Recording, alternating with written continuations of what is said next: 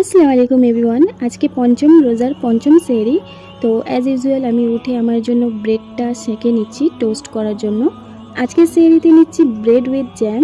আর আমার না আনারসের জ্যামটা বেশি পছন্দ, বাট ওটা কিনতে গিয়ে দেখি যে দোকানে শেষ হয়ে গিয়েছিল, তাই আমি ম্যাঙ্গোটা এনেছি। ম্যাঙ্গোটাও অতটা খারাপ নয়, ম্যাঙ্গোটাও বেশ ভালোই লাগছে।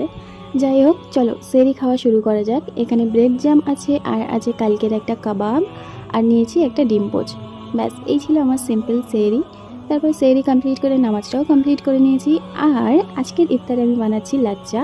এখানে চিনি আর গরম গরম দুধটা দিয়ে দিয়েছি, তারপরে এখানে লাচ্চাটা ভিজাতে দিয়েছি কিছুক্ষণ। মা এখানে বানাচ্ছে বাতাসার শরবত। আর আমাদের বাড়িতে যেহেতু আমি, মা আর ভাই ইফতার করি, বেশি লোকজন নেই, ওই জন্য আমরা একটা প্লেট দিয়ে ইফতারটা করি।